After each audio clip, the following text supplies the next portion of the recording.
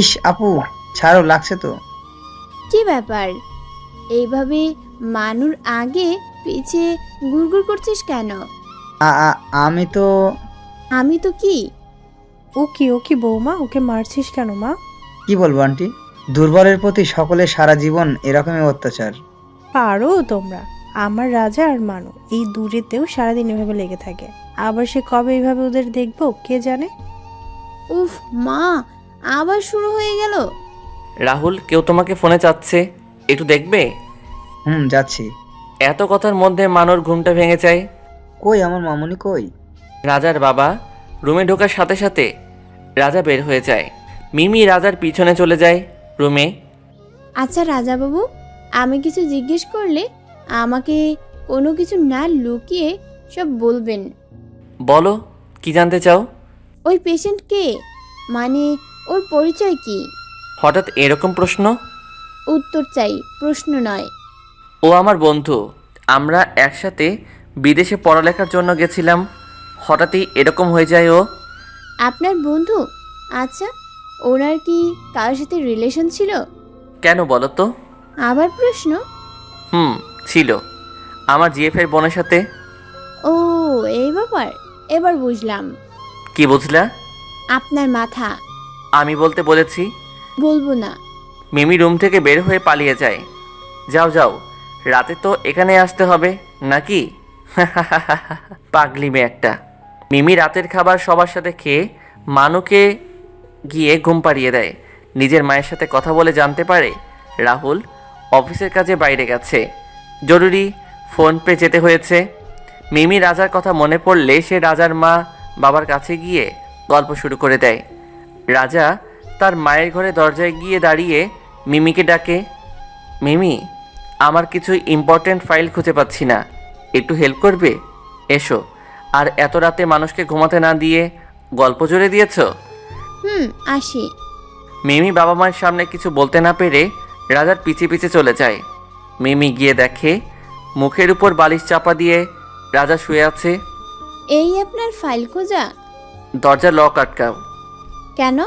আমি বলেছি তাই। মিমি কিছু না বলে দরজা লক করে দেয়। লাইট অফ করে এখানে এসো। কি, এসব কেমন কথা? যা বলেছি করো। আমি লাইটের জন্য চোখ খুলতে পারছি না। মিমি রাজার কথা মতো লাইটটা অফ করে, কিন্তু রাজার আশেপাশে না গিয়ে বারান্দায় চলে যায়। ওই, কই যাও? যেদিকে দু চোখ যায়। এরকম টেরামি করো না, ফল ভালো হবে না। আমি কি ফল কিনতে যাচ্ছি যে ফল ভালো হবে কিনা ভাবতে যাব? দেখো, ফাইজলামি লিমিট থাকে। এখানে আসতে বলছি।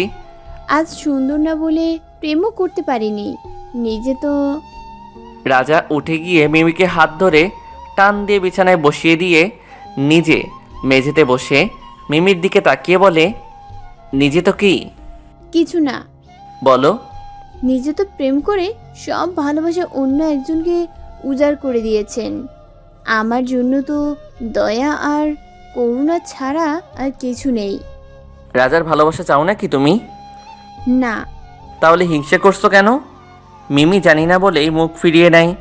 রাজা উঠে দাঁড়িয়ে নিজের গেঞ্জি খুলে। মিমি দেখে অবাক হয়ে যায়। এ কি করছেন আপনি? যা করা দরকার তাই করছি। রাজা এবার প্যান্টের বেল্ট খুলে বিছানায় রাখে। ও মা গো, বাঁচাও! কি নোংরা লোকের কাছে বিয়ে দিয়েছো গো মা। আজব, আমি তোমার হাজবেন্ড। হ্যাঁ, হাজবেন্ডের কি শুধু এগুলাই দায়িত্ব নাকি? এগুলো দায়িত্ব না, আমার অধিকার। দেখেন, ভালোই ভালোই বলে দিচ্ছি, আপনি যদি উল্টাপাল্টা কিছু করার চেষ্টা করেছেন তাহলে আমি চেঁচিয়ে বাড়ির সবার ঘুম ভাঙিয়ে দিব। ও তাই? রাজা মিমির উপর এক লাফে ঝাঁপিয়ে পড়লে মিমি সরে যায়। রাজা টান দিয়ে মিমিকে নিজের কাছে টেনে নেয়। আমি সুইসাইড করব, বলে দিচ্ছি, ছাড়ুন আমাকে। আরে আরে, বলে কি? আমি তো টাওয়েলটা বিছানায় রেখেছিলাম, সেটা খুঁজছি। মিমি হাঁপ ছেড়ে বাঁচে আর মনে মনে এটা ভেবে হাসে যে এতক্ষণ কত আকাশ কুসুম ভাবছিল। রাজা ফ্রেশ হয়ে মাথা মুছতে মুছতে বের হয়ে আসে। লজ্জা শরমের মাথা খেয়েছেন নাকি? এভাবে অর্ধনগ্ন হয়ে বের হয়ে এসেছেন কেন? হোয়াট দ্য, আমি কি মেয়ে যে আমাকে এইভাবে দেখে কারো আদর করতে ইচ্ছে করছে? করতেই তো পারে নাকি? এসব ইচ্ছে হয়েও লাভ নেই। রাজাকে দেখেই শেষ হয়ে যেতে হবে।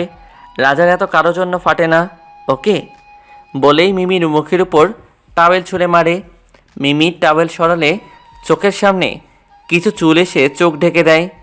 বাথরুমের আলোয় স্পষ্ট দেখা না গেলেও আবছা আলোয় দেখা যাচ্ছে।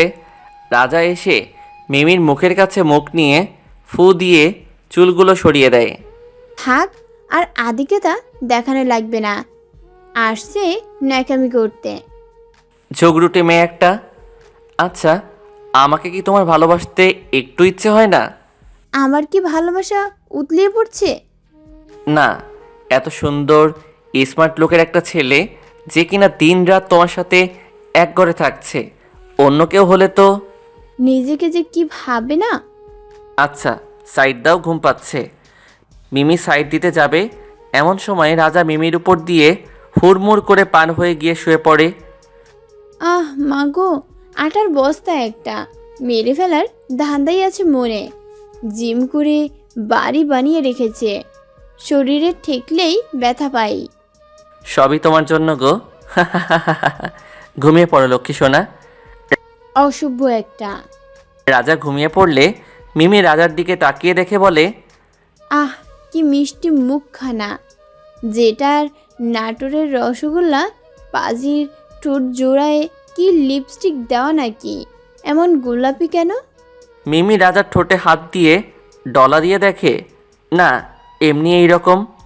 আহ কি সুন্দর একটা গন্ধ আসছে ওর শরীর থেকে। কি সাবান ইউজ করে? মনে হয় বিদেশি কিছু হবে। ঢং তো করে আর শেষ নেই। যাকগে, কপালে এমন সুন্দর একটা বর পেয়েছি। না খেয়ে থাকলেও আফসোস নাই। এ কি, ওর বুকের বাঁ পাশটা কাঁপছে কেন? একটু কান পেতে শুনি তো। মিমি কান পেতে রাজার হার্টবিট শোনে। রাজা এতক্ষণ চুপচাপ সব শুনছিল। এবার মিমিকে জড়িয়ে ধরে। তারপর বলো। মিমি লজ্জায় পড়ে যায়, কি বলবে বুঝতে না পেরে বলে, আমি তো ঘুমের ঘরে বকছিলাম। ও তাই? এবার ঘুমের ঘরে একটু আমাকে বলো তো, আমার বুকের জমিনে এইভাবে থাকবে সারা জীবন? জানি না। তাহলে অন্য কারো নামে লিখে দিব? খুন করে ফেলবো। নিজেও নিবা না, অন্য কেউ দিবা না? কতদিন সম্ভব এইভাবে বাঁচা? সরেন তো। কাল একটা মেয়ে ডেটে যেতে বলেছে, যাব? আমিও আল্লাহর কাছে যাওয়ার টিকিট আনছি, যাব। এসব বলতে আগেই নিষেধ করেছি। ঘুমাতে দিবেন? ঘুমাও। এইভাবে ঘুমানো যায়? যাও, ছেড়ে দিলাম, ঘুমাও। ছেড়ে তো দিবনি।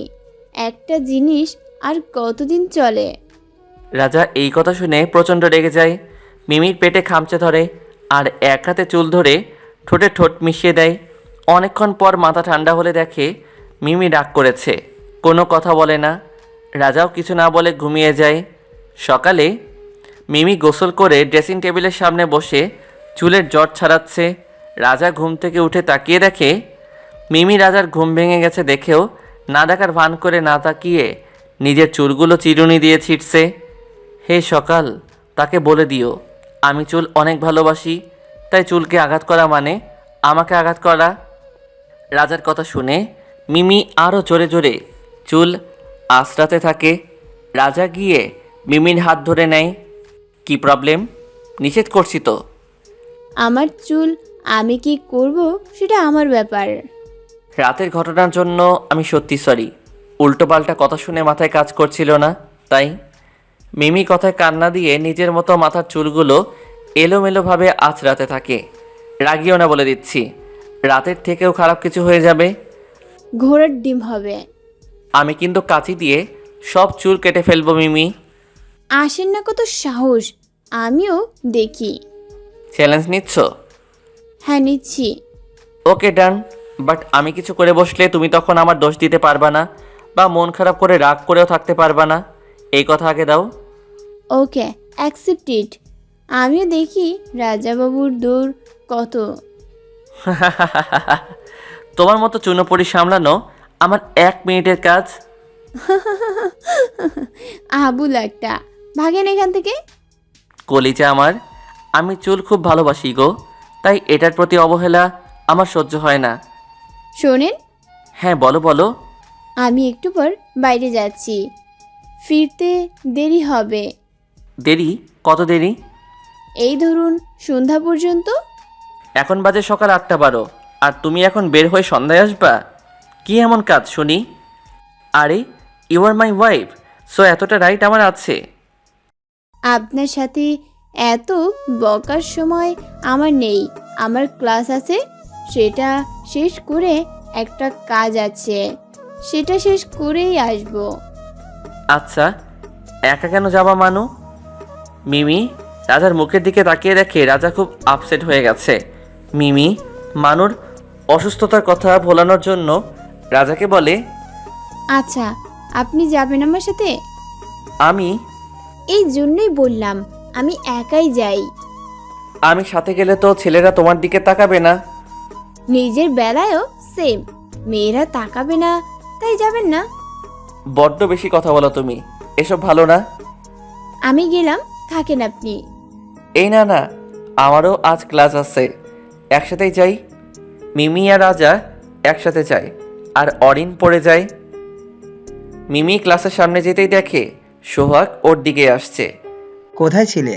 কয়দিন আসো না, জানো কত মিস করেছি। রাজা কিছু দূর থেকে সব কথা শুনে রেগে যায়। প্রচণ্ড রাগে ফর্সা চেহারা লাল বর্ণ ধারণ করে। যাই হোক, থাক, কেউ তো ভাবে আমায় নিয়ে। আসলে মানুর অ্যাক্সিডেন্ট হয়েছিল, তাই আসতে পারিনি। আর চোখে রাজার দিকে তাকিয়ে রাজাকে শুনিয়ে বলে, আচ্ছা, মানদের বাসায় থাকো কেন তুমি? আসলে মানু আমার কাজিন হয়। ও আচ্ছা, তার মানে রাজা ছাড় তোমার ভাই? হ্যাঁ। রাজা এবার আরও রেগে যায় আর বিড়বিড় করে নিজের সাথে কথা বলে, কি আমাকে ভাই বলা হচ্ছে? আমি ওর কাজিন লাকি। আজ আমি ওকে কুল ডাউন রাজা, ওকে তুই বাড়িতে গেলেই পাবি। মিমি সোহাগের সাথে ক্লাসে যায়। এক বেঞ্চে বসে রাজা ক্লাসে এসে দেখে সোহাগের সাথে মিমি এক বেঞ্চে বসে আছে আর হেসে হেসে কথা বলছে। রাজা কোনোভাবে ক্লাস শেষ করে বেরিয়ে যায়। মিমিও ক্লাস শেষ করে সেই পেশেন্টের রুমে যায়। এরপর কি হয়েছে জানতে চাইলে সাবস্ক্রাইব করে পাশে রাখা বেল আইকনটি বাজিয়ে রাখুন পরবর্তী পার্ট মিস না করতে চাইলে। ধন্যবাদ সবাইকে আমাদের পাশে থাকার জন্য।